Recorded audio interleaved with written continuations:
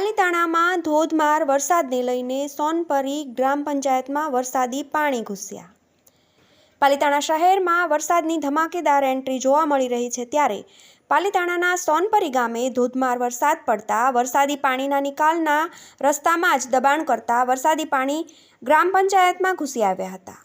વરસાદી પાણી ગ્રામ પંચાયતમાં ઘૂસી આવતા પીવાના પાણીના ટાંકામાં પણ વરસાદી પાણી ઘૂસ્યા હતા, જેને લઈને ગ્રામજનોમાં ભારે રોષ જોવા મળ્યો હતો। ગ્રામજનો દ્વારા સૂત્રોચ્ચાર કર્યા હતા અને ગેરકાયદેસર દબાણ વરસાદી પાણીની જગ્યા પર કરવામાં આવ્યું છે તે દૂર કરવામાં આવે તેવી માંગ કરી હતી। ઘટનાને લઈને મામલતદાર સહિત ઘટના સ્થળે દોડી આવ્યા હતા અને ગ્રામજનોને વરસાદી પાણીનો નિકાલનો રસ્તો દૂર કરવા આશ્વાસન આપ્યું હતું, ત્યારે વહેલી તકે વરસાદી પાણીનો નિકાલ કરવામાં આવે તેવી માંગ ગ્રામજનોએ કરી હતી અને સોનપરીમાં વરસાદી પાણી ઘૂસ્યા હતા।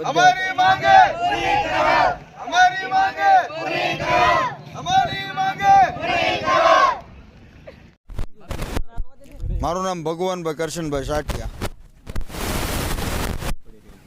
આ વરસાદનું પાણી, ગટરનું પાણીનું નિકાલ કોઈ જાતનું નથી અને બીજા કારણમાં જોઈ શકો તમે આ પંચાયત ઓફિસે પાણી બુડી ગઈ છે અને કોઈ જાતનું ગામમાં જવાનો રસ્તો સીધી રીતનો નહીં, જો આખું પાણી ભરેલું છે। પાછી બીજા કારણમાં આ ટીસી, પાણીનું ટીસી સબસ્ટેશન એ આખું બુડી જાય છે અને આજે કંઈક નિકાલ, પાણીના નિકાલની બધી વાતચીત કરેલી પણ કોઈ જાતનું કોઈ પ્રશાસને ધ્યાન દીધું નથી।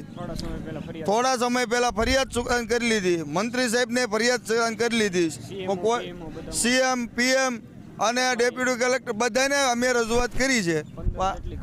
15 જેટલી કમ્પ્લેટો કરી છે પણ હજી કોઈ આ પાણીના નિકાલનો રસ્તો કર્યો નથી। બીજા કારણોમાં દબાણ અને બીજું કે પાણીના નિકાલ જ્યાં જ્યાં હતા ત્યાં બધા દબાણ થઈ ગયા, વંડીઓ થઈ ગયું છે આટલું અને કોઈ જાતનું પાણીનું નિકાલ નથી ગામ તળમાં અને પીવાના પાણીના સબ છે એમાં ગટરનું પાણી અને વરસાદનું પાણી અત્યારે વળી ગયું અને કોઈ પણ જાતની માણસને રોગ પીડા કોઈ પણ જાય તો એની જવાબદારી તમામ સરકાર શ્રીની રહેશે। નિકાલ નહીં કરવામાં આવે તો એમાં અમે આંદોલન કરશું। મેં રૂજાસ ખોડાભાઈ, સોનપરી એક ગામથી। આ ગામમાં ઘણા સમયથી આ પાણીની સમસ્યા રહેલી છે। ઘણા સમય પહેલાં અમે ફરિયાદ પણ કરેલી હતી, સીએમઓ, પીએમઓ અને મામલતદાર, કલેક્ટર બધાને આ ફરિયાદ કરેલી હતી। આજે વરસાદ આવ્યો તેનાથી આ પાણી ભરાઈ ગયેલ છે। આ પાણી ભરાઈ ગયેલું તેનાથી અમારા પીવાના પાણી સાથે પણ સમસ્યા થઈ છે, કારણ કે ટાંકામાં આ ગટરનું પાણી ગયું છે।